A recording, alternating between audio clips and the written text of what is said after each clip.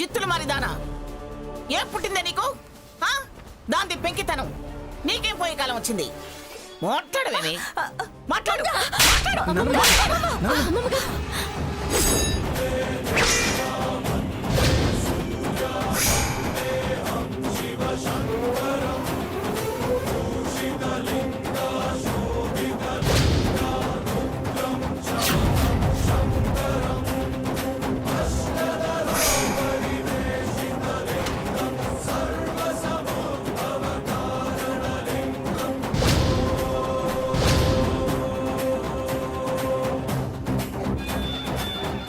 వద్దు నానమ్మా. నన్నే కొడతావా? ఇక్కడ నీ తల్లో జేజమ్మ ఉన్నా తిత్తి తీసేదాన్ని. అదేవత్తే అమ్మడానికి ఏదో లిటిగేషన్స్ ఉంటే కోర్టులో చూసుకుంటా నన్ను కోర్టుకి ఇడుస్తానన్నావట.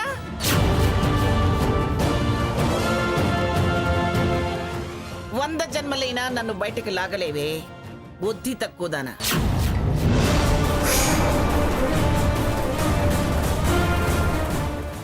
ఇంకా ఇంతకింతకి దిగజారడమే కాని ఎదగడం నీ జన్మలో ఉండదు. దాన్ని రెచ్చగొట్టి మా కాపురాల్లో చిచ్చు పెట్టాలని చూస్తావే. నాది నాది అంటున్నావే. ఏ అమ్ముతావా ఇల్లు?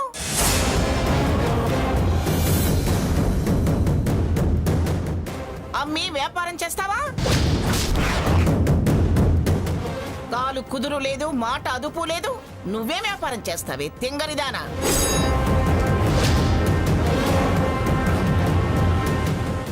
పబ్బు పెట్టి డిస్కో వ్యాపారమా, క్లబ్బు పెట్టి డీజే వ్యాపారమా? ఇది మీ నాన్న కష్టార్జితమే.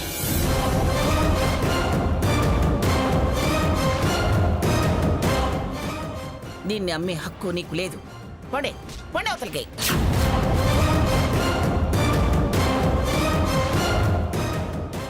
రైరాకు ఎత్తరా ఎత్తరా డబ్బు.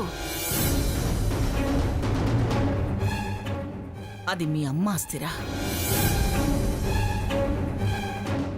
దాన్ని ఇలాంటి మొదనష్టపు దానికి ఇస్తావా? ఇది నీ సొత్తురా. ఎవరికీ దీని మీద పెత్తనం లేదు.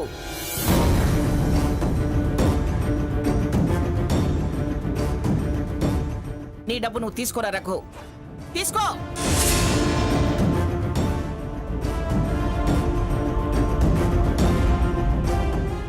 ఏమిటి ఏమిటి ఇంకా చూస్తున్నారు? పండి వండవతలకి.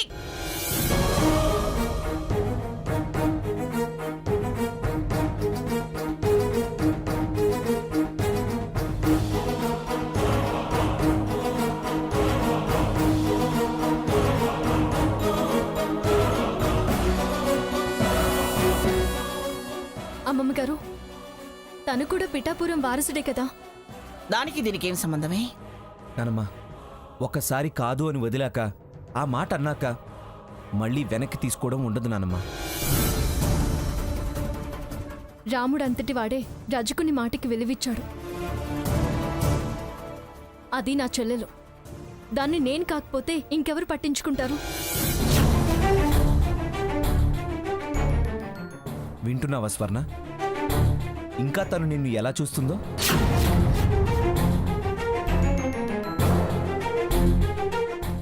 దానికి అలా అర్థం కాదే. సీత ఎడంకాలి చెప్పు మెడలో కట్టి ఊరేగించాలి. అమ్మమ్మ గారు, ఇదేం ఓవర్ యాక్షన్ రా బాబోయ్. చూడలేక చస్తున్నా.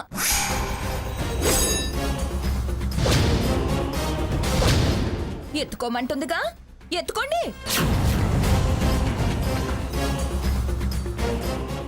ఎత్తుకెళ్ళి ఎదగండి. నా చావేదో నేను చేస్తా. అవసరం లేదు. ఆ సొమ్ముని మళ్ళీ ముట్టం. అమ్మకానికి ఇళ్లు పెట్టి అమ్మా నాన్నల్ని బయటికి పంపించేదాకా వచ్చిన నీ అవసరం, నీ ఎదుగుదలని మేము ఆపేవాళ్ళం కాదలుచుకోలేదు. తీసుకో, నువ్వే తీసుకోవే. దిష్టి తీసి నీ మొహాన పారేశారు. తీసుకెళ్ళవే. అబ్బో, ఇది మా సొమ్మే కదా, తమరు చాటుగా ఇచ్చారు. కళ్ళు రాల్తాయి. చాటుమాటిగా చెయ్యి చాచే వాళ్ళమే అయితే మా అత్తగారు ఆస్తిని ఎందుకు అమ్ముకుని వస్తామే? ఆహా, అయితే తమరి కష్టార్జితంతోనే ఎదుగుతారా? అదే కదా పందెం. మాట తప్పం, పందెం ఓడం. అదే చూద్దాం.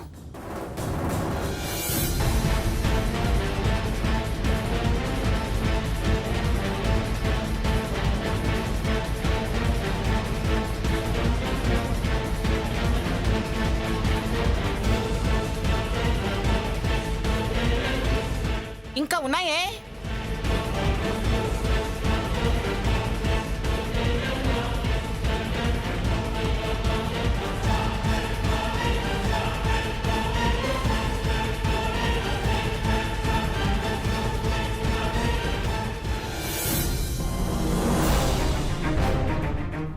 ఏమిటి సీత, మీ డబ్బు మీరు వదులుకోవటం ఏమిటి?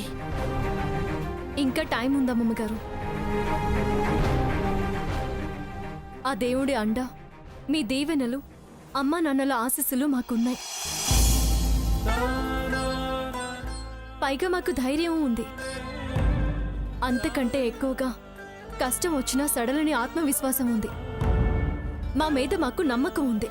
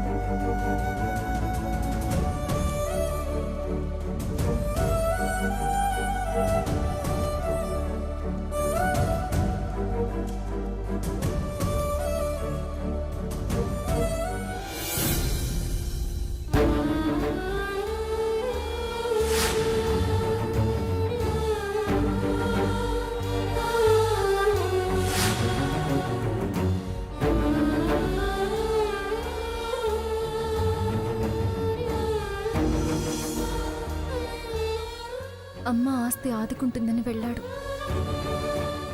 కానీ స్వర్ణ దుర్మార్గం అది వినియోగానికి రాకుండా చేసింది. అమ్మా నాన్నల్ని ఆదుకున్నామన్న తృప్తి మిగిలింది. కానీ ఇప్పుడు డబ్బెలా? డబ్బు కట్టేస్తే పేటెంట్ రైట్ వచ్చేస్తుంది. సీత శ్రమకు ఫలితం, తెలివితేటలకు గుర్తింపు. మా మాట నిలబెట్టుకుని గెలిచి నిలబడతాం అనుకున్నాం. కానీ ఇవాళ మళ్ళీ మొదటికి వచ్చింది. ఎలా? ఏం చేస్తే అంత డబ్బు సంపాదించగలను? అది యా ఏయ్ దుబాయ్, నమస్తే అన్న. ఏం చేస్తున్నావు? టీవీ చూస్తున్నాను అన్న. వెళ్ళి పని చూసుకోపో. అలాగే.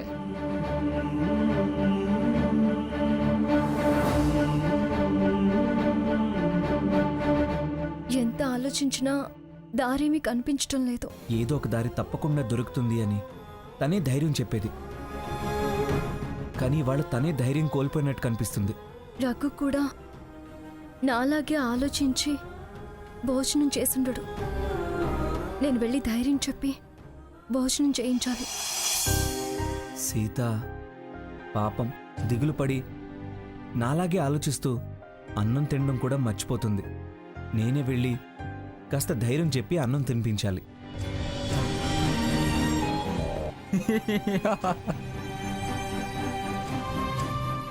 తమ్ముడు చూస్తా ఉండండి, వస్తాను. ఓకే అన్న.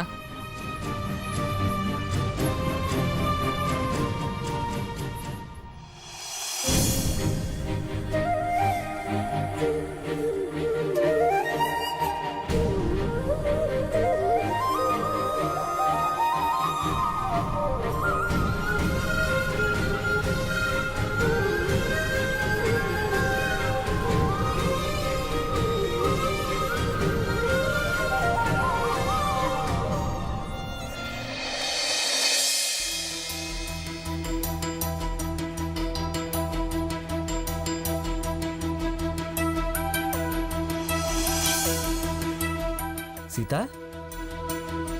ఎక్కడికి సీత? నువ్వెక్కడికి వెళ్తున్నావు రఘు? నీ దగ్గరికే.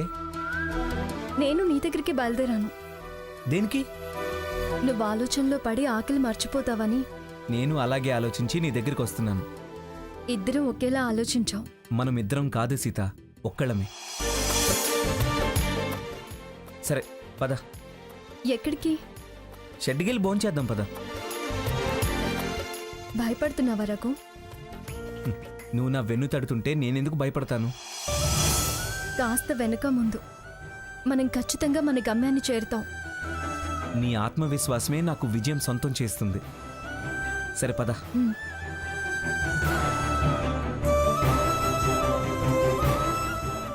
తొందరగా భోంచేసేద్దాం.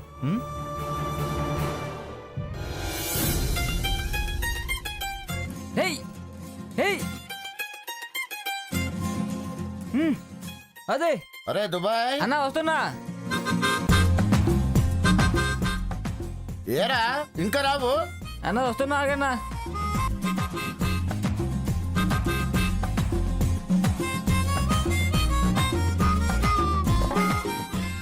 ఏయ్ ఏయ్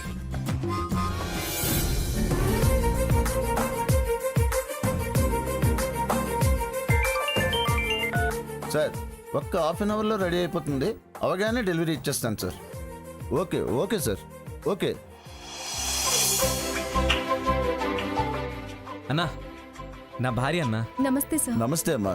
మిమ్మల్ని టీవీలో చూశాను. అయినా చదువు సంజయ్ లేనివాడిని నన్ను సార్ అంటారేంటమ్మా? మాకు ఆసరా ఇచ్చారు కదా సార్. చదువుకున్న వాళ్ళు, మంచి పద్ధతి గలవాళ్ళు. మీ ఆయన మా షెడ్కే మంచి పేరు తెచ్చిపెడుతున్నాడు. అవును, మీరేదో మందు తయారు చేశారని విన్నాను.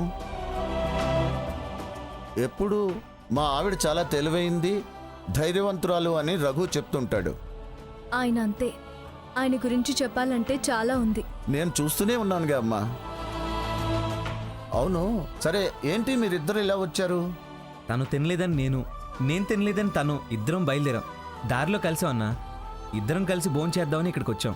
అలాగా, సరే ఆఫీస్ రూమ్లోకి వెళ్ళి తినండి. వద్దన్నా, రోజు నేను ఎక్కడ కూర్చొని తింటానో అక్కడే కూర్చొని తింటాం. సరే మీ ఇష్టం. రాసీత. లేదు సార్, లేదు, ఇంకా ఆ బండికి కొంచెం ఎక్కువ రిపేర్స్ ఉన్నాయి.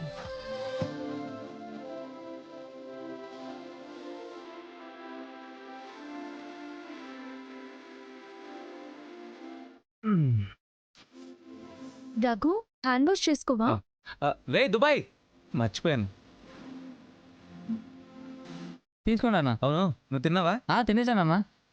సరే వెళ్ళు.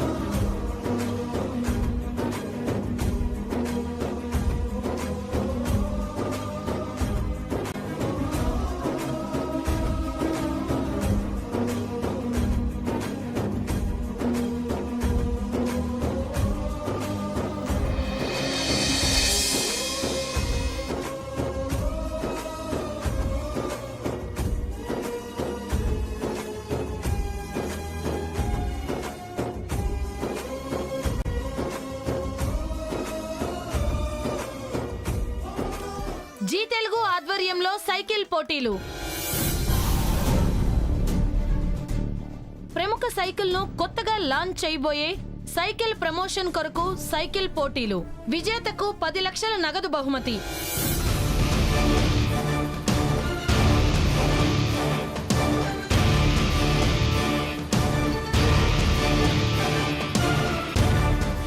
ప్రముఖ సైకిల్ కంపెనీ ఈ పోటీలను నిర్వహిస్తోంది. పోటీదారులు రేపు సాయంత్రంలోగా జీ తెలుగు ఆఫీస్లో పేర్లు నమోదు చేసుకోవాలి. సీత సీత దారులన్నీ మూసుకుపోయాయి అనుకున్నాను, కానీ దేవుడు మన కోసమే ఈ దారి చూపించాడు. ఏంటి రఘు, నువ్వు పార్టిసిపేట్ చేస్తావా? అవును సీత, ఇది నీ కోసమే ఆ భగవంతుడు కల్పించిన అవకాశం. ఆ రోజు మీ ఇల్లు నిలబెట్టుకోవడానికి నీకు అవకాశం ఇచ్చాడు. ఇవాళ మన బతుకు నిలబెట్టుకోవడం కోసం ఈ దారి చూపించాడు. సీత, పద వెళ్దాం రా.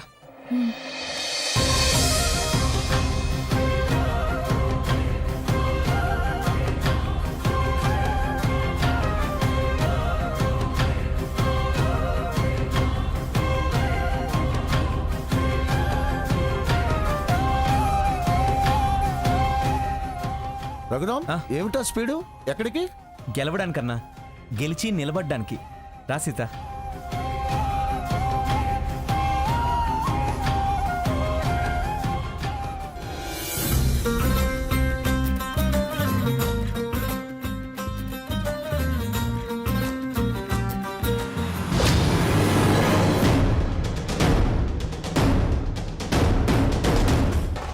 స్వర్ణ, మీ అక్కగారి చేతిలో జీ తెలుగు బ్రోచర్ని చూడవే. అంటే సైకిల్ రేస్ లో పాల్గొంటున్నాడే మీ బావా? దిగండి, చెప్తాను.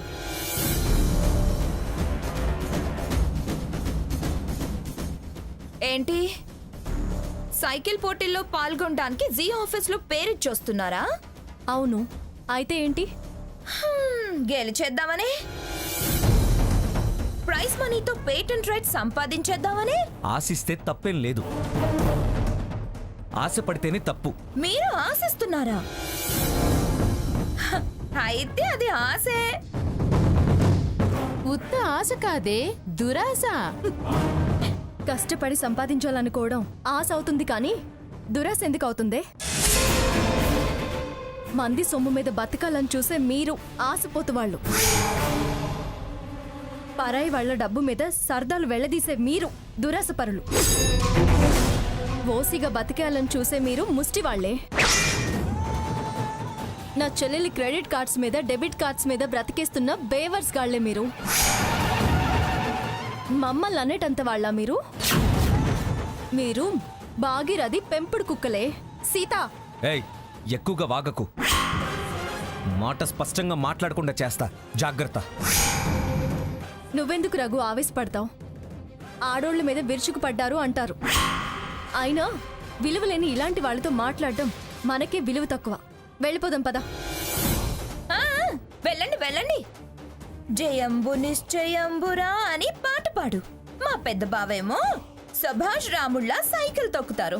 10 లక్షలు గెలిచి పేటెంట్ సంపాదించి పారిశ్రామికవేత్త అనే కిరీటం పెట్టుకుని తిరుగుతాడు. చూడు, నేను కిరీటం పెట్టుకున్నా పెట్టుకోకుండా తిరిగినా మీలా తాగి తందనాలాడి అపకీర్తి మాత్రం తీసుకురాను. వీళ్ళ సావాసం పట్టి ఇంకా అలాగే తిరుగు. ఇప్పటికే వాళ్ళు చాలా అర్హతలు పోగొట్టుకున్నారు. ఇలాగే వదలకుండా తిరిగితే రేపు సమాజం మొత్తం నిన్ను చూసి మొక్కం మీద ఉమ్మేసే పరిస్థితి వస్తుంది. సీత, ఆ!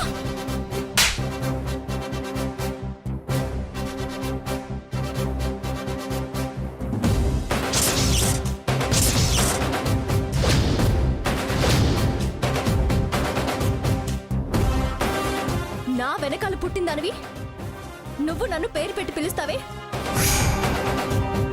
మంది మీద బతికేదానివి నన్ను సీత గీత అని ఏకవచనంతో మర్యాద లేకుండా పిలుస్తున్నావా? నాలుగు చీరేస్తాను.